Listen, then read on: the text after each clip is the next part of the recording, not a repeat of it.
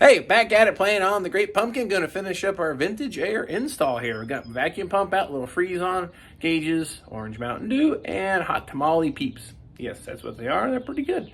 Don't want to take my word for it, but nonetheless, we're going to get to wrapping this thing up. A few things I did behind the scenes while you guys were whatever the heck you were doing. I went ahead and sealed that panel to the firewall. It came with a nice double Becky sticky goo stuff for that panel anyway. Went ahead and used it on the inside, bolted the heater box all up underneath the hood.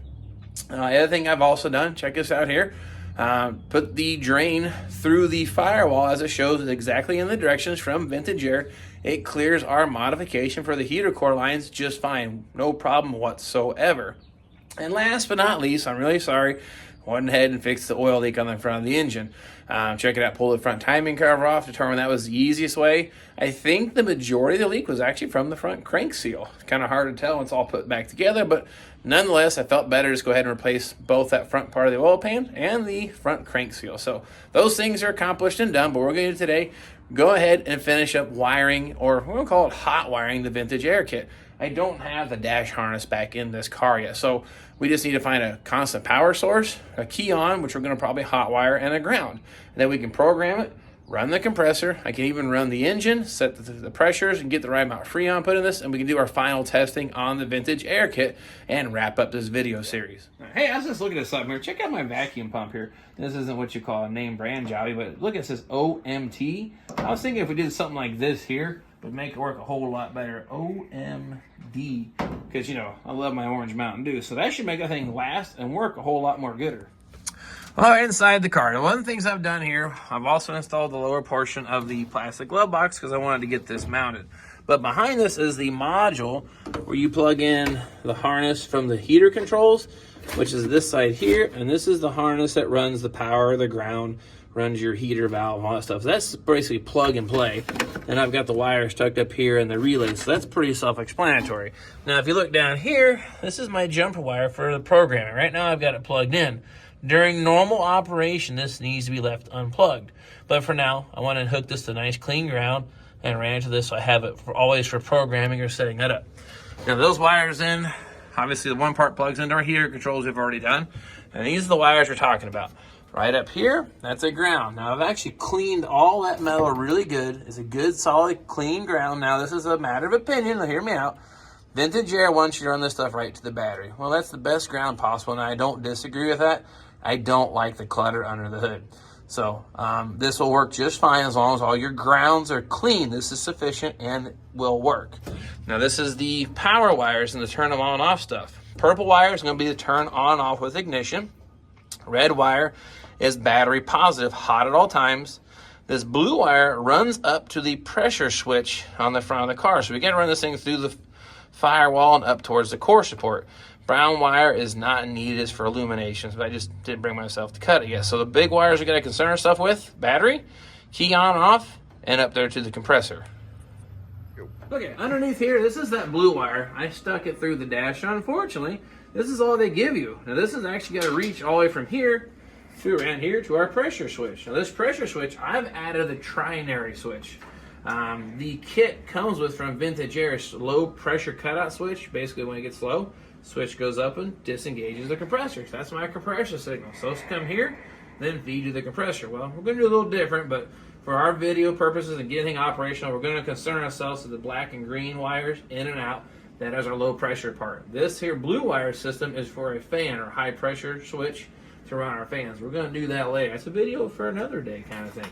So our blue wire is going to come here, hook to this. The other side of this, there's a blue wire hanging out on the floor. It's actually going to my compressor here right now. That's our compressor signal on. When everything is happy, Vintage Air is good, we'll engage the compressor and operate. If it's low on Freon, this is going to open up, disengage the compressor. So underneath the hood wire, we're just going to add a little small jumper for now, tie it to this, then wire it to our compressor. So it's not a permanent install, but it's going to be enough that you guys can see, I guess, just a charging the system and showing that it's operational and getting the heater controls calibrated. That's our goal for today. Now, what I've done here, this is the ground wire off the battery. I went ahead and had a little whip section, tied it to the ground inside the car that I showed you earlier so I can ensure that I've got a good solid ground for now. But when it's all said and done, this won't be here. All right, before we go ahead and get all the wiring, the other things wired up, I got this out for a reason, though. Vacuum pump and gauge set. I'm going to put this system under a vacuum to help draw all the moisture out. The longer the better kind of thing. You won't let this thing sit for at least 20 or 30 minutes. So I figured that's about the time I have in the wire and get things up and going. So I'm going to let this thing sit under vacuum. And of course, I got my boy here today. He's doing the cameratography for me. He's my photographer guy. So if the footage is bad, just blame him. Don't yell at me. But what we're going to do, though, is pretty simple. These are quick connects. Hook around to the compressor. Flip the switch on. This should draw down to -30 pretty quick. These quick connects, pretty self-explanatory. Blue goes to blue. That's your low side. Click it on. Turn the knob to open. There we go. And then someone had a question on the high side here, so they had some clearance issues as I dropped the cap on the floor. Mine seems to clear okay, so I could see that maybe being a problem if the compressor had a longer belt, but fortunately, I got pretty lucky. So now, we'll see how this sits at 0. Flip this thing on. They're not horribly loud or noisy, but this thing should draw down pretty quick. And we're gonna hit pretty fast, -30. So again, once you let things set, let it sit for 20 or 30 minutes, or the longer the better if you can. You just let it do its thing. So in the meantime, let's get through some wires. Now the thing's under vacuum. I'll let that sit, like I said, while we're doing the wiring. And this wire here, I've already got it from the compressor down here. It's going to come up to the switch. But if you look at this here, this is a whip off of the battery positive. So this is a quick little test you can do to verify your compressor is properly grounded. And then we can take this off your checklist if you have a malfunction. But basically, I'm going to touch that wire to a positive. You can hear that thing banging shut. So my compressor is properly grounded, and this wire will work. So I'm going to call that good. So the next thing then is I'm going to wire this in here to the black and green wire of our trinary switch. Now again, this is kind of a, just to run the system. Don't give me too much grief. This isn't the final install. This is just enough to, like I said in the very beginning, hot wire our system to verify operation and wrap up the series here. And then when I do like the final sheet metal install, that's when I'll clean all this up and put loom on and everything. Now the other thing we did, this is the wire from the firewall inside. I'll go ahead and tie it here to the other side of the switch. Go. All right, like I said, it's not beautiful, but our wire is not hooked up to the compressor to the vintage air. Now this is going to be my temporary wire inside for power. Normally you have a fuse panel or a key switch, but like I said, we're not wired to finished spec, you could say. So I'm going to use this here. We're going to use the red lead and run it inside the car. Well, here's what we got. Now, like I said, we ran this from the battery positive up there. So they're going to be what would normally be our fuse panel or whatever, but this is going to be, I said, our hot wire kit. Now, the purple wire here, this is our key on. If I were to touch it to here, you can actually hear the blower motor turn on. Well, that just means it needs calibrated. And it's actually, I actually got the directions out. I'm going to follow them because I don't have that memorized. I just haven't done that enough. But we're going to use this as the ignition on off the 2 jump wires, the black wire here. So same thing. If I do this, touch to here, blower motor kicks on. So that point now, that's basically simulating turning the key on. That should work just fine. So that's what we're going to do. Literally follow it step by step.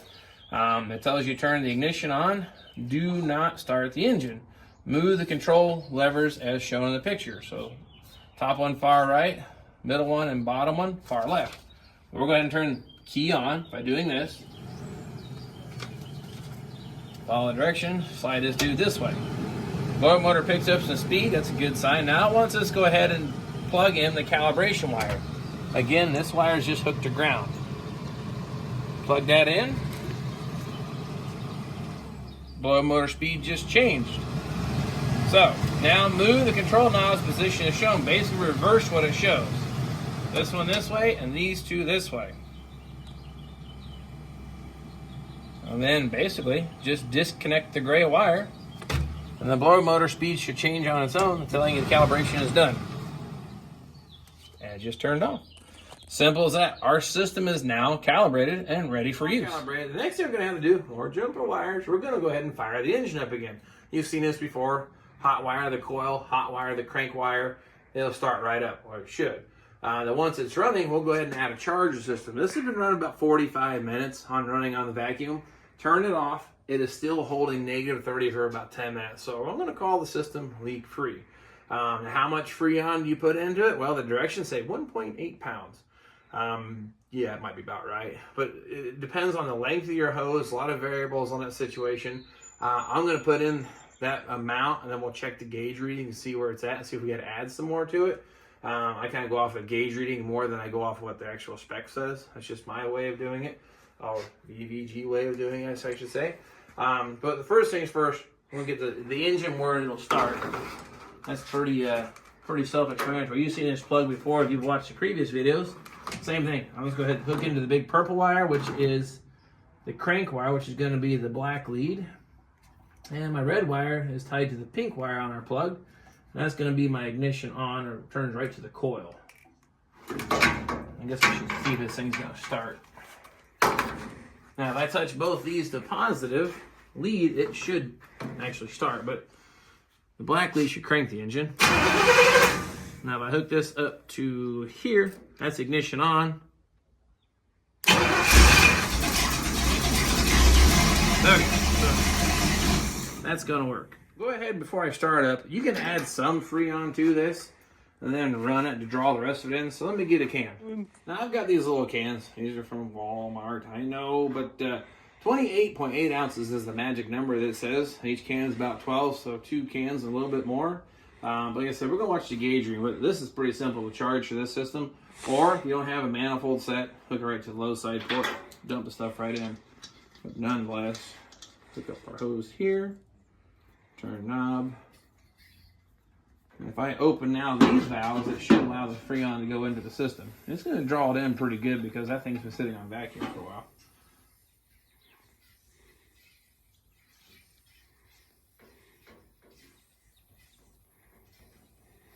Alright.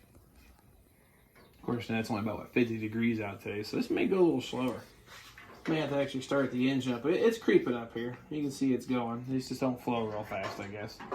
So I'll let that set for a bit, and then once it hits somewhere around probably 60, 70 PSI, then I should be able to kick it on and see if that compressor is going to engage. All right, I've been sitting here long enough. Get about 50 PSI. I'm hoping that's enough, but I think we're combating the fact that it's just not very hot outside. It's about 52 degrees if not warm in Indiana. But I'm going to hook the can up, fire the AC up, get that compressor engaged, see if we can draw all this in, because I still got to get basically 2 full cans and a little bit more. We'll see how it goes. But then we can make sure the compressor engages, and we can watch the gauges move some. But nonetheless, let's start the engine back up. That's red wire for ignition. I know this looks like a nightmare, but it will work. Alright, I'm going to kick the AC on and watch that compressor. It should engage.